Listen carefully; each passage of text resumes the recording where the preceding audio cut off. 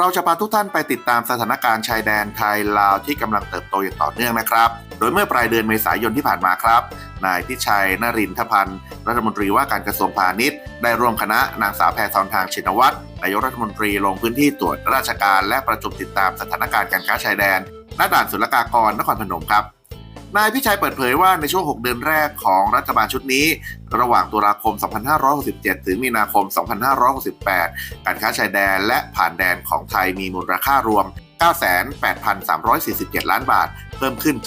7.8% จากช่วงเดือนเดียวกันของปีก่อนหน้าโดยการส่งออกมีมูลค่า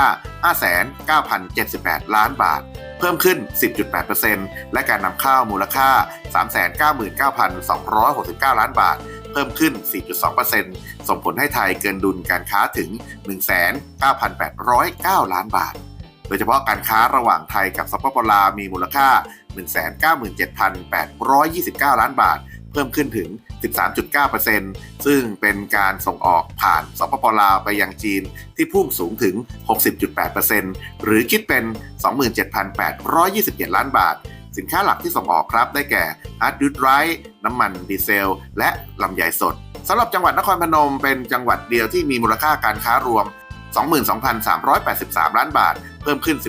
12.6% แบ่งเป็นการส่งออก 1463 ล้านบาทและการนำเข้า 11,921 ล้านบาทนายพิชัยกล่าวเพิ่มเติมครับว่าการค้าชายแดนไทยยังคงเผชิญแรงกดดันกับปัจจัยภายนอกโดยเฉพาะความขัดแย้งทางการค้าในระดับโลกกระทรวงพาณิชย์จึงเร่งเดินหน้าผลักดันการใช้ประโยชน์จากความตกลงทางการค้าเสรีหรือ FTA และความร่วมมือระดับทวิภาคีและอนุภูมิภาคเพื่อขยายตลาดใหม่ลดความเสี่ยงและสร้างห่วงโซ่มูลค่าครับขอบคุณข้อมูลข่าวจากประชาชาติธุรกิจออนไลน์อีกเล่มหนึ่งนะครับก็จะเป็นหนังสือ e-book นะครับ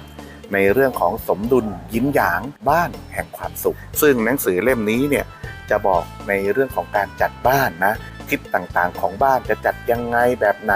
จะทำให้อยู่แล้วมีความสุขได้อย่างไรนะครับสมดุลยิ้มหยางบ้านแห่งความสุขตัวนี้เสิร์ชหาได้เลยนะครับเล่มนี้เนี่ยจะบอกในแต่ละทิศทั้ง8ทิศบ้านเรามันเป็นยังไงมันเป็นวิทยาศาสตร์นะครับคุณสามารถเซิร์ชจากชื่อของผู้เขียนนะครับก็คือแจ็คกี้ลีผลค้นดวงนะครับตามศูนย์หนังสือชั้นนำทั่วไปที่เป็นออนไลน์นะครับเป็นอีบุ๊กนะศูนย์หนังสือจุฬา C1 บุ๊ก 9 in